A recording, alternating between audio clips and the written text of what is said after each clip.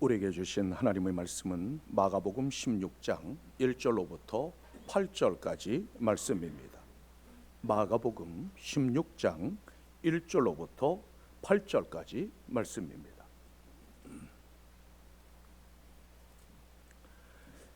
안식일이 지남에 막달라 마리아와 야고보의 어머니 마리아와 또 살로메가 가서 예수께 바르기 위하여 향품을 사다 두었다가 안식 후 첫날 매우 일찍이 해 돋을 때에 그 무덤으로 가며 서로 말하되 누가 우리를 위하여 무덤 문에서 돌을 굴려 주리오 하더니 눈을 들어본즉 벌써 돌이 굴려져 있는데 그 돌이 심히 크더라. 무덤에 들어가서 흰 옷을 입은 한 청년이 우편에 앉은 것을 보고 놀라매 청년이 이르되 놀라지 말라. 너희가 십자가에 못 박히신 나사렛 예수를 찾는구나. 그가 살아나셨고 여기 계시지 아니하니라. 보라, 그를 두었던 곳이니라. 가서 그의 제자들과 베드로에게 이르기를 예수께서 너희보다 먼저 갈릴리로 가시나니 전에 너희에게 말씀하신 대로 너희가 거기서 배우리라 하라 하는지라. 여자들이 몹시 놀라 떨며 나와 무덤에서 도망하고 무서워하여 아무에게 아무 말도 하지 못하더라. 오늘 우리에게 주신 하나님의 말씀입니다. 예수 부활의 은총과 축복이 여러분 모두와 함께 하시기를 주의 이름으로 축복합니다. 영국의 저널리스트 프랭크 모리스는 철저한 무신론자로 기독교가 모두 허구라는 사실을 밝혀내려고 했던 사람입니다. 예수님의 공생의 3년을 조사하던 모리스는 기독교가 허구라는 사실을 확신했습니다. 더구나 죽은 자의 부활은 더더욱 있을 수 없는 일이라고 생각한 그는 부활을 반박하는 글을 쓰기 위해 세밀하게 조사하고 연구했습니다. 연구를 종합하여 책을 썼는데 놀랄만한 일이 일어나고 말았습니다. 책을 쓰게 된 동기와 최종적으로 나온 결과가 완전히 뒤바뀌고 말았습니다. 그는 예수님 부활의 허구성을 주장하려다가 도리어 부활을 송두리째 믿게 되었습니다. 이 책이 누가 돌을 옮겼는가라는 유명한 책입니다. 이 책은 부활의 진실성을 알고자 하는 사람들에게 매우 적합한 책이라는 평가를 받고 있습니다. 세상에는 수많은 종교와 사상이 있지만 부활을 선포하고 또 부활을 자랑하는 종교나 사상은 기독교밖에 없습니다. 따라서 세상 사람들은 예수 그리스도의 부활을 부정하려고 합니다. 부활은 제자들이 꾸민 사건이거나 시신을 훔쳐간 것이라고 주장합니다. 그들의 말대로 주님께서 부활하신 것이 꾸며낸 것이라면 어떻게 되었을까요? 그중 단 한 사람이라도 변심하면 기독교는 존재할 수 없었습니다. 그런데 사자밥이 되고 돌에 맞아 죽고 톱으로 켬을 당하고 불에 태워지고 목이 잘려지면서도 그들은 부활을 증거했습니다. 그 이유는 부활하신 예수 그리스도를 만났기 때문입니다. 예수님께서 하나님의 아들이시라는 가장 확실한 증거는 부활입니다. 주님께서 사망 권세를 이기시고 다시 살아나셨기에 주님의 부활이 우리의 소망이 되었습니다. 예수님께서 어둠의 권세를 이기셨기에 우리도 절망과 어둠을 박차고 다시 일어날 수 있습니다. 소망의 유일한 근거는 예수 그리스도의 빈무덤과 부활에 있습니다.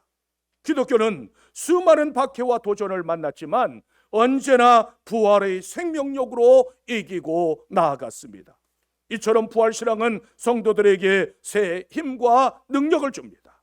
그러므로 부활의 영광을 기뻐하며 소망 중에 찬양할 수 있는 여러분들이 되시기를 주님의 이름으로 축원합니다. 부활의 진정한 의미는 무엇일까요? 2000여 년 전에 일어났던 한 신비한 사건일까요?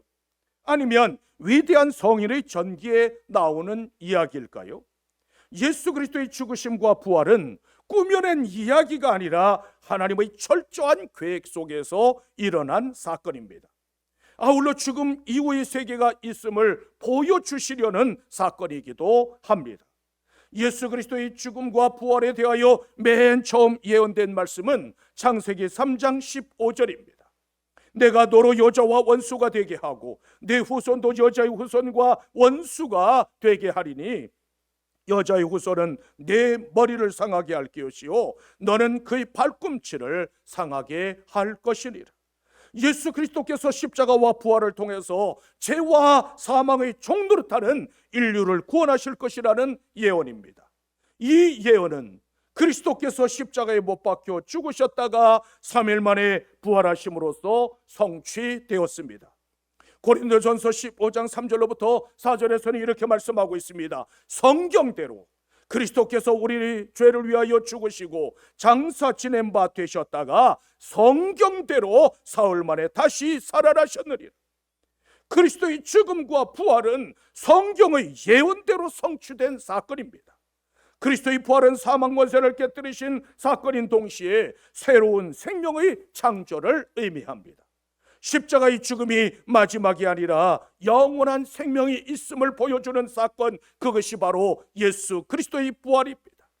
주님께서 부활의 첫 열매가 되셨기에 예수 그리스도를 구주로 믿는 우리도 부활의 능력과 부활의 그 생명에 더 참여하게 되었습니다. 이것이 기독교 신학의 본질이요 은총입니다. 안식일이 끝나자마자 동트기 전에 여인들이 예수님의 무덤을 향해 달려갔습니다. 여인들은 누가 우리를 위하여 무덤 문에서 돌을 굴려줄까 심히 염려했습니다. 그런데 무덤에 도착했을 때 도저히 상상할 수 없는 놀라운 광경을 목격했습니다. 무덤은 이미 텅 비어 있었고 말씀하신 대로 주님께서는 부활하신 후였습니다. 여인들이 발견한 것은 형상이 번개 같고 그 옷은 눈같이 흰 주의 사자였습니다.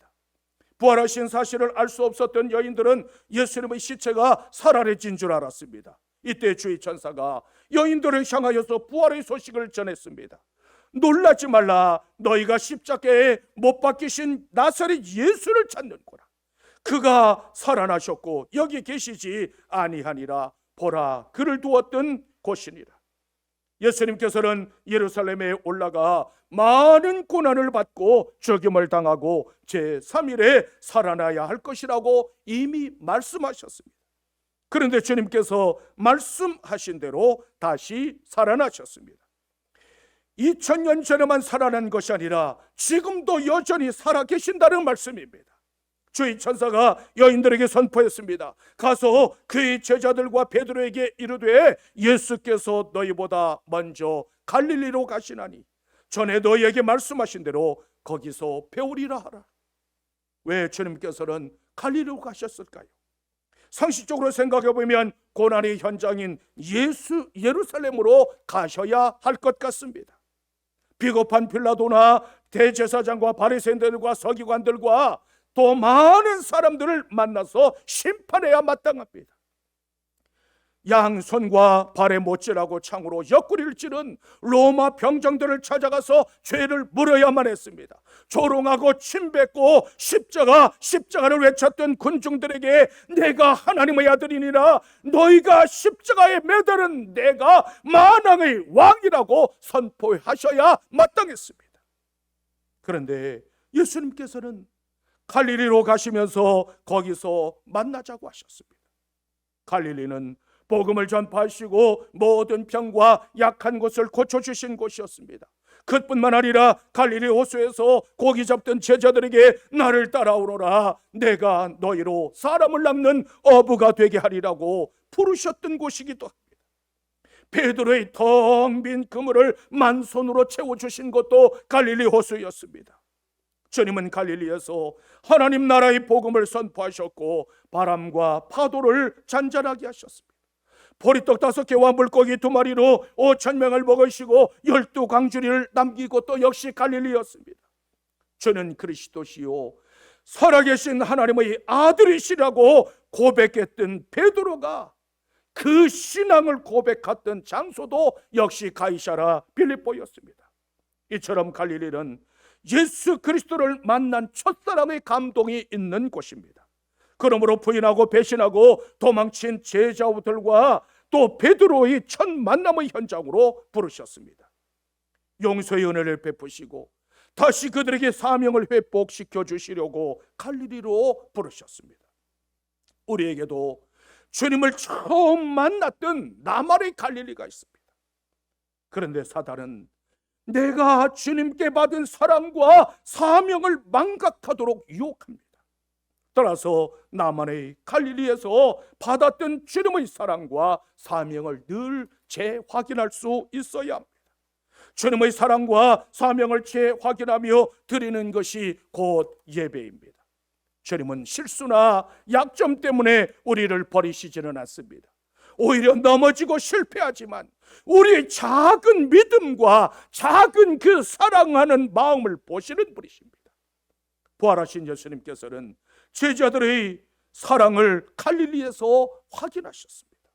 그러므로 이 시간 우리 모두 주님, 내가 주님을 사랑합니다, 내가 정말 주님을 사랑합니다 고백하고 나아갈 수 있는 여러분들이 되시기를 주님의 이름으로 축원합니다. 어떻게 하면 우리도 부활신앙을 소유할 수 있을까요? 먼저 우리는 주님의 말씀을 온전히 신뢰해야만 합니다. 본문 3절로부터 4절에서는 이렇게 말씀하고 있습니다. 서로 말하되 누가 우리를 위하여 무덤 문에서 돌을 굴려주리요 하더니 눈을 들어본 즉 벌써 돌이 굴려져 있는데 그 돌이 심히 크더라. 주님께서는 장사된 지 사흘 만에 부활하실 것을 분명하게 말씀하셨습니다. 하지만 여인들은 누가 자신들을 위해서 그 무덤 문에서 돌을 굴려주실 것인가를 크게 걱정했습니다. 여인들이 참으로 주님을 사랑하고 주님을 위해서 헌신한 것은 사실입니다. 하지만 주님의 말씀을 온전하게 신뢰하지는 못했습니다. 주님을 사랑한다고 말하면서도 그분의 말씀을 믿지 못한다면 그것을 과연 사랑이라고 말할 수 있을까요? 따라서 우리가 주님을 사랑한다면 그분의 말씀을 온전히 신뢰할 수 있어야 합니다. 그런데 지금도 예수님을 사랑한다고 말하면서도 그분께서 하신 말씀이나 그분의 약속을 믿지 못하는 사람들이 참으로 많습니다. 어쩌면 우리도 그들 중에 한 사람일는지도 모르겠습니다. 우리가 극복해야 할 가장 큰 장애물이 바로 이것입니다. 하나님께서 우리에게 요구하시는 것은 최우선순위로 믿음을 가지라는 것입니다. 하나님께서 기뻐하시고 받으시는 사람은 믿음의 사람입니다. 믿음이 없이는 하나님을 기쁘시게 할 수 없습니다. 무덤을 가로막은 돌은 사람의 힘과 능력으로는 도저히 굴릴 수 없는 사망의 돌입니다. 사망은 그 어떤 힘으로도 움직일 수 없는 거대한 돌과 같습니다. 예수님의 십자가는 제자들의 소망도 꿈도 믿음도 다 빼앗아 버리는 절망의 돌이었습니다. 예수님께서 무덤에 장사되자 때를 만난 원수들은 우리가 그리스도를 이겼다고 기뻐했습니다. 그 앞에서 제자들은 두려워하며 근심할 수밖에 없었습니다. 누가 우리를 위하여 무덤에서 사망의 돌을 굴려주리? 힘들고 지친 내 인생의 돌을 누가 굴려주리? 아프고 괴로운 내 인생의 돌을 누가 굴려주리? 그러나 그리스도인들은 예수님의 시체를 붙잡고 그 시신의 향유를 바르며 슬픔을 달래는 사람들이 결코 아닙니다. 그리스도인들은 사망 권세를 이기신 주님의 부활을 기뻐하며 사셨네 예수 그리스도 다시 사셨다고 찬양하며 선포하는 사람들입니다. 우리에게도 인생의 무거운 돌들이 있습니다. 그렇다면 누가 우리 인생의 무거운 돌을 굴려줄 수 있을까요? 여인들이 근심하면서 무덤에 도착해보니까 이미 돌은 굴려져 있었습니다. 이 부활의 새 아침에 우리에게 주시는 놀라운 소식이 있습니다. 무덤을 가로막았던 심히 큰 죄와 사망의 돌은 이미 굴러갔느니라. 너희 고난과 시련과 아픔과 역경의 돌은 이미 굴러갔느니라. 너희 걱정의 돌, 근심의 돌, 염려의 돌, 두려움의 돌도 이미 다 굴러갔느니라. 예수 그리스도께서 사망 권세를 이기시고 다시 살아나셨습니다. 그리스도의 발꿈치가 부활의 새 아침에 사탄의 머리를 밟았습니다. 하나님은 전능자이실 뿐만 아니라 역사의 주권자이십니다. 그 무엇으로도 하나님의 역사를 가로막을 수 없습니다. 그러므로 죄와 사망 권세 앞에서 쩔쩔매며 낙심하며 좌절하지 마십시오. 이미 예수님께서 무덤 문을 여셨고 사망 권세는 예수 그리스도의 부활 앞에 산산이 무너져 내렸습니다. 우리의 죄와 사망의 모든 짐의 문제는 해결되어졌습니다. 주님의 승리가 우리의 승리요, 예수 그리스도의 부활이 나의 부활입니다. 우리를 괴롭히는 사망과 절망과 질병과 재앙과 아픔과 슬픔과 눈물의 돌은 이미 굴려졌습니다. 부활절은 걱정하고 염려하고 슬퍼하는 날이 아니라 기뻐하며 찬양하며 감사드리는 날입니다. 이 부활의 기쁨과 감동이 여러분 모두와 함께 하시기를 주님의 이름으로 축원합니다. 또한 우리는 부활의 증인이 되어야 합니다. 본문 7절에서는 이렇게 말씀하고 있습니다. 가서 그의 제자들과 베드로에게 이르기를 예수께서 너희보다 먼저 갈릴리로 가시라니 전에 너희에게 말씀하신 대로 너희가 거기서 배우리라. 여인들은 천사로부터 어서 가서 주님께서 부활하신 것과 갈릴리로 가셨다는 사실을 전하라는 명령을 받았습니다. 이처럼 우리는 무덤을 떠나 부활의 증인이 되어야 합니다. 밭을 사고 소를 사고 장가들었다는 이유로 무덤을 떠나지 못하는 사람들이 얼마나 많습니까? 그러나 아브라함은 약속을 믿고 고향과 친척과 아버지 집을 떠남으로 믿음의 조상이 되었습니다. 성경은 하나님이 능히 이삭을 죽은 자 가운데서 다시 살리실 줄로 믿었다고 아브라함의 부활 신앙을 증언하고 있습니다. 아브라함이 의롭다함을 얻은 것은 흠이 없어서가 아니라 믿음이 있었기 때문입니다. 그렇다면 부활 신앙을 소유한 사람들에게 주시는 사명은 과연 무엇일까요? 빨리 가서 예수가 죽은 자 가운데서 다시 살아나셨다고 전하라. 부활의 이 기쁜 소식보다 더 중요한 소식, 더 중요한 사건은 이 세상에 없습니다. 부활 신앙은 달려가는 신앙입니다. 예수 그리스도의 부활은 큰 충격임과 동시에 기쁨이기도 했습니다. 부활하신 주님께서는 달려가는 여인들을 만나 주심으로 부활의 첫 번째 목격자들이 되게 했습니다. 여인들은 부활하신 예수님을 만나자 그분의 발을 붙잡고 경배했습니다. 세상의 어느 누구라도 하나님 앞에서는 무릎을 꿇고 나와야만 합니다. 하나님 앞에 오만한 사람은 누구를 막나라고 심판을 받을 수밖에 없습니다. 부활신앙은 우리의 높아진 마음을 꺾고 낮아짐으로 경배하는 신앙입니다. 우리도 여인들처럼 부활하신 주님의 발을 붙잡고 경배해야만 합니다. 제자들에게 주신 예수님의 마지막 명령은 만민에게 복음을 전파하라는 말씀이었습니다. 그러므로 너희는 가서 모든 족속으로 제자를 삼아 아버지와 아들과 성령의 이름으로 세례를 주고 내가 너희에게 분부한 모든 것을 가르쳐 지키게 하라. 이 말씀은 주를 믿는 모든 성도들을 향하신 우리 주님의 마지막 명령입니다. 부활하신 예수 그리스도를 만난 바울 사도는 이렇게 선포했습니다. 내가 복음을 전할지라도 자랑할 것이 없음은 내가 부득불할 일임이라. 만일 복음을 전하지 아니하면 내게 화가 있을 것이라. 바울 사도는 다메섹 도상에서 부활하신 예수 그리스도를 만나 뵙고 이방의 사부도로 부르심을 받았습니다. 그 후로 구원의 감격에 감격하여 생명을 바쳐 복음을 증거했습니다. 누가 가장 행복한 사람일까요? 많은 돈이나 권세나 명예가 높아지면 행복할까요? 진정한 행복은 얼마나 하나님의 뜻대로 살았느냐에 달렸습니다. 그렇다면 주님께서 우리에게 원하시는 진정한 하나님의 뜻은 무엇일까요? 너희는 빨리 가서 부활의 이 기쁜 소식을 만민에게 전파하라는 것이 주님의 뜻입니다. 따라서 제자들은 이렇게 선포했습니다. 하나님이 죽은 자 가운데서 그를 살리셨으니 우리가 이 일의 증인이로다. 우리는 보고 들은 것을 말할 수밖에 없노라. 주 예수를 믿어라. 그리하면 너와 네 집이 구원을 받으리라. 이것이 바로 부활의 증인이요 또한 부활의 주인공 된 사람들의 외침입니다. 부활하신 주님을 만나고 싶으십니까? 주님께서 맡겨주신 사명에 열심 있는 자가 부활하신 주님을 만나뵐 수 있습니다. 열심은 사람만 감동시키는 것이 아니라 하나님도 감동시킵니다. 주님은 열심을 지니고 일하는 성도들에게 나타나십니다.